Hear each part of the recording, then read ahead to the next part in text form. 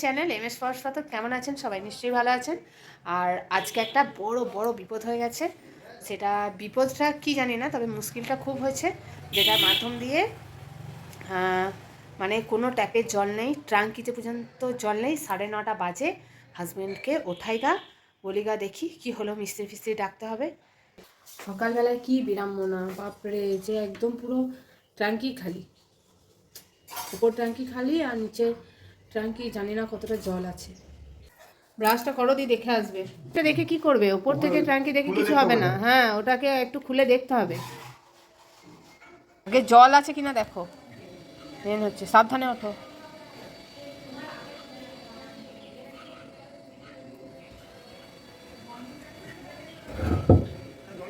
জল তো পুরো ভরপুর, পুরো ভরা জল। তাহলে পাম্পে উঠছে না? হ্যাঁ, আর কত পড়বে? তাহলে তাহলে ওপরে পাম্পটা আবার কিছু হলো?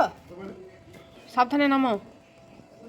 আমার বর একটু সত্যিই ভীতু, উঠতে চাইছিল না, জোর করেই এক প্রকার ওঠালাম। আসলে না উঠলে কে উঠবে বলুন? আমিও উঠতে পারবো না, আমার মেয়েও পারবে না। আর না উঠলে যে দেখতেও পারছি না ট্যাঙ্কিটা আদৌ জল আছে কি না। উপরের ট্যাঙ্কি পুরো খালি, পাম্প চালাচ্ছি, উঠছে না। তাহলে তো কোথায় ফল্ট বুঝতে হবে, তাই না?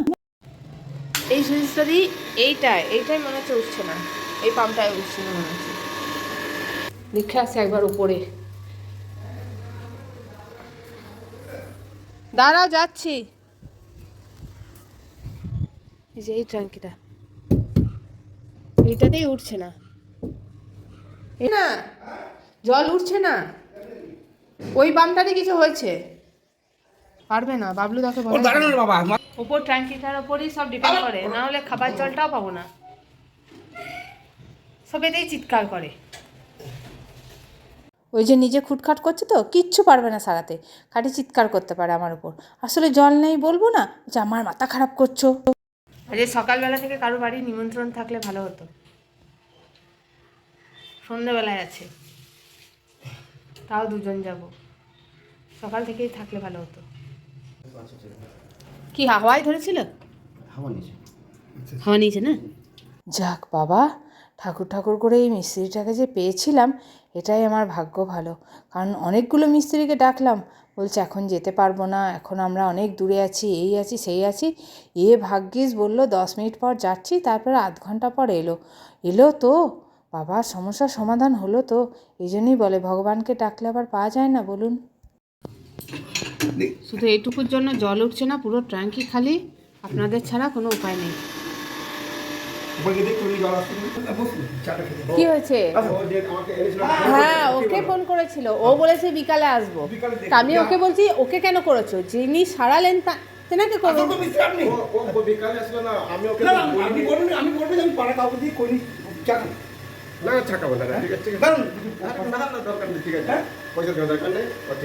না না, পয়সা দেওয়ার দরকার নেই। কি আপনি এলেন, পয়সা লাগবে না? হ্যাঁ হ্যাঁ, পয়সা তো দিতেই হবে। ফ্রেন্ডস, মধ্যেখানে কোনো দেখা সাক্ষাৎ হয়নি, কারণ সারাদিন এত ভিচিকিচির মধ্যে ছিলাম যে চিন্তার বাইরে। তো আবার দেখা হচ্ছে সন্ধ্যাবেলায়। আর সন্ধ্যাবেলায় এই যে রুটি বানাচ্ছি বরের জন্য। আমাদের নিমন্ত্রণ বাড়ি আছে, আর আমরা মামেই যাব। হাজব্যান্ড যেতে পারবে না, কারণ হাজব্যান্ড ডিউটি পড়ে গেছে। আর ম্যাক্সিমামই তাই হয় যে হাজব্যান্ড যেতে পারে না, ডিউটি পড়ে যায়। আর কি করব বলুন? তাই এই যে হচ্ছে মটরশুঁটি পুর ভরে রুটি। কে কে খেয়েছেন জানাবেন, খুব সুন্দর লাগে। কিন্তু মটরশুঁটির যে শুধু কচুরিই হয় সেটা নয়, মটরশুঁটির এই কচুরি না, আমি শীতকালে এই মশলাটা বানিয়ে রাখি। এটা কচুরি হয়, এটা পরোটা হয়, আবার এটার রুটি বানিয়ে দিই, খুব সুন্দর খেতে লাগে। আর বরের জন্য আছে আলু পেঁয়াজ ভাজা আর ডিম সেদ্ধ। আচ্ছা আচ্ছা, কেউ কি ডিম সেদ্ধ দিয়ে রুটি খেয়েছেন? খাননি না? ডিম ভাজা দিয়ে রুটি খাওয়ানি শুনেছি, কিন্তু ডিম সেদ্ধ দিয়ে রুটি খাওয়া সেটা আবার কি? বলে ডিম সেদ্ধ দিয়ে রুটি খাবো। বুঝুন তাহলে, ওর নাকি ডিম সেদ্ধ দিয়ে রুটি খেতে বেশি পছন্দ। তাহলে কি তোর পাপাকে বল যে 8টার সময় তৈরি হতে পারবো না, 8:40 বাজে। কি করে তৈরি হবো 8টার সময় 20 মিনিটের মধ্যে? বল 8:15 ইয়েকে ডাকতে। তো ফ্রেন্ডস, রেডি হয়ে গেছি। আর এই যে বিয়ে বাড়ি বলেইছিলাম যে নিমন্ত্রণ আছে, সকালে বলেছিলাম না? তো যাই হোক, আমি আর আমার মেয়ে। কই রে? ও আসবে না ক্যামেরার সামনে। তো চলুন, এখনও টোটো আসেনি কারণ স্কুটিতে যাব না, অনেক দূর। তো বৃষ্টি পড়ছে বাইরে ঝিমঝিম করে মাঝে মধ্যেই। তো তারপর আবার মেয়ের পরীক্ষা চলছে, ঠান্ডা হাওয়া লাগালে মানে একবার তো ঠান্ডা লেগেই গেছে, আবারও ঠান্ডা লাগতে পারে। তো সেই জন্য স্কুটিতে যাব না, বর থাকলে হয়তো বাইকে যেতাম, মানে টুপি টুপি পরে। তাই টোটো বলে দিয়েছি, টোটো মানে করে যাবো আর টোটো করেই আসবো। দেখা যাক, 8:30 তো বেজে গেছে, এখনও টোটোওয়ালা এলো না কেন, দেখি একবার ফোন করে। চলো যা যাক, দেখা। রাতও হয়েছে, মা মেয়ে যাচ্ছি, তবে বেশ ভয়ও লাগছে। বলতে পারেন আমার বরকে ছেড়ে এত দূরে বিয়েবাড়ি যাওয়া এই আমাদের প্রথম। চলো চলে এসেছি, যাই নামো ধারে। দাদা আপনার তো ফোন নাম্বারটা আরামসে আচ্ছা, আমি কোথাও যাবো না আশেপাশে, তাও নাম্বারটা রেখে নাও আশেপাশে। ঠিক আছে, নাম্বারটা দিন।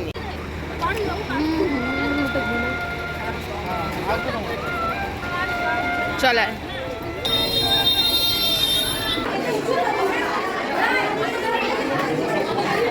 অনেক দেরি, আরে টোটোটা দেরি করলো। দাদা আসবে না?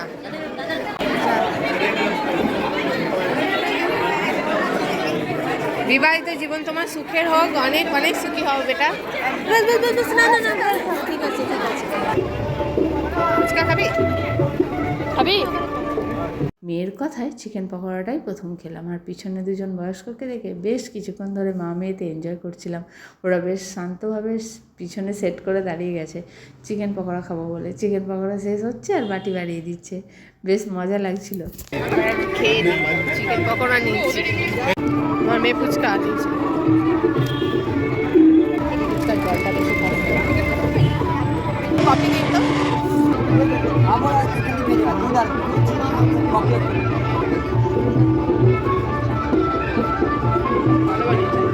ওনাদেরকে কি বলবো, চিকেন পকোড়া খাওয়ার পর যখন কফিটা হাতে নিলাম তখন আবার যেন চিকেন পকোড়া খেতে ইচ্ছা করছে, কারণ চিকেন পকোড়া যে আবার চলে এসছে। 9:30 বেজে গেছে, চলুন খাওয়া যাক। কারণ টোটো এসছি, টোটো আছে, আবার ব্যাক করতে হবে, অনেক ব্যাপার। তো ওপরে খাওয়ার ব্যবস্থা দেখি, চলুন যাই। পাওয়া যায় কি না, এটাই তো বিশাল বড় একটা কম্পিটিশনের ব্যাপার, মানে লড়াইয়ের ব্যাপার, বিশাল বড়। পাবো কি না। ঘন্টা বর বসবে। আপনারা যা ভাবছেন আমিও তাই ভাবছি। উপরে এসে দেখি ও মা গো, এখানে তো খাওয়ার ব্যবস্থা নয়, এখানে বিয়ের ব্যবস্থা করা হয়েছে। এ মা গো, তাহলে খাওয়াটা কোথায়? খুব কনফিউশন লাগছে। না, একটু খুঁজতে হবে, চলুন। বিয়ের জায়গাটা কিন্তু দারুণ বানিয়েছে। অন্য জায়গায় চলে গেছি, দেখি প্যান্ডেলটা অন্য জায়গায় আছে, দেখি। বিয়েবাড়ির পাশেই এই প্যান্ডেলটিতে কিছু মানুষকে আইসক্রিম হাতে যাওয়া আসা করতে দেখে বুঝলাম এখানেই কোথাও হয়েছে খাওয়া দাওয়ার ব্যবস্থা। জায়গা সব ভরে গেছে, প্রচুর ভিড়, জায়গা পাবো কি করে সেটাই তো ভাবছি। অ্যারেঞ্জ করে এলাম, মানে সবাইকে জিজ্ঞাসা করলাম, এই যে দেখছেন সব বার বুক আছে, সব বার বুক আছে, অনেকে দাঁড়িয়ে আছে, অনেকে ইয়ে করে আছে। তো শেষমেশ একটা সিটে দুজনকে বলে গেছে আর দুজনকে বলে যায়নি, তো আমরা দুজনেই আছি, তো সেই জন্য পেলাম লাকিলি।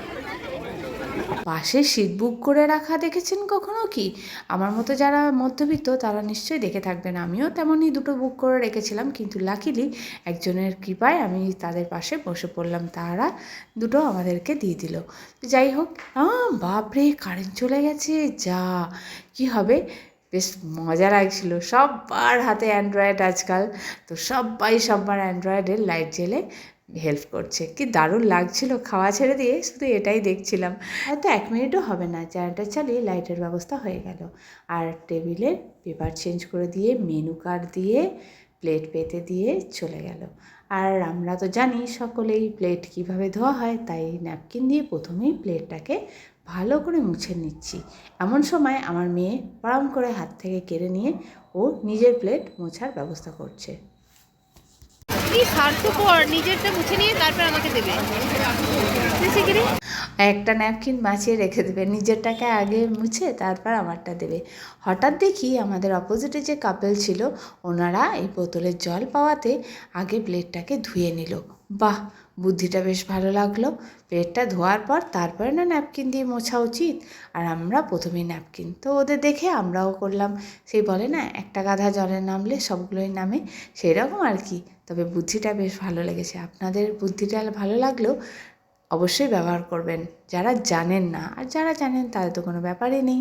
তো যাই হোক, এবার খাওয়া দাওয়া শুরু করা যাক। স্যালাড আর এটা হচ্ছে ভেজ খাওয়াটা আগে রাতে পড়াতেই শুরু করলাম খাওয়া, কারণ বাড়ি যেতে হবে, বেশ ঠান্ডা লাগছে, বৃষ্টি হয়ে গেছে আগের দিন।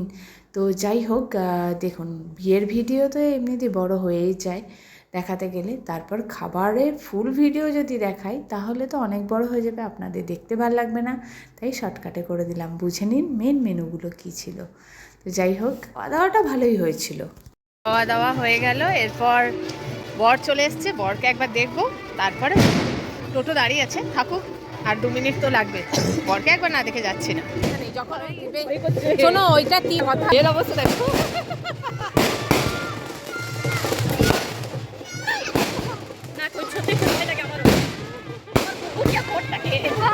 বিয়ে বলে কথা, বাজি তো একটু ফাটবেই।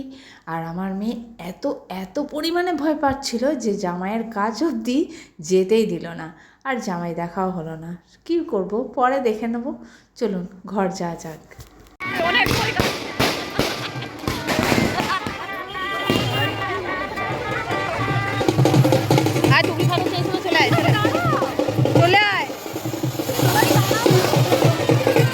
ভাবলাম বরযাত্রী যাচ্ছে, বরের গাড়ির দিকে একটু উকিঝুঁকি মারি, যদি দেখা যায় বরকে। তো ফ্রেন্ডস, খাওয়া শেষ আর দাঁড়িয়ে আছি, টোটোর অপেক্ষা চলে এসে হাজির, এই যে চলো টাকাটা দে। ঠিক আছে দাদা, আপনারও দেরি হলো অনেক, হয়েছে তো ঠিক 300ই তো কিরে, যা ছুটছে দেখো, পাং পাং করে ল্যাজ গুটিয়ে ছুটছে। তো খাওয়া হয়ে গেল, এরপর ড্রেস চেঞ্জ করবো, আর তার থেকেও বেশি কি বলুন তো, দাঁতের ভেতর যে মালকড়িগুলো জমে আছে সেগুলোকে বের করব, যে মালকড়ি। তো আজকের মতো ভিডিও এখানেই, টাটা বাই বাই, পরে দেখা হচ্ছে আবার অন্য ভিডিও আজকের মতো। আর হ্যাঁ, প্লিজ সাবস্ক্রাইব করতে ভুলবেন না, করবেন প্লিজ।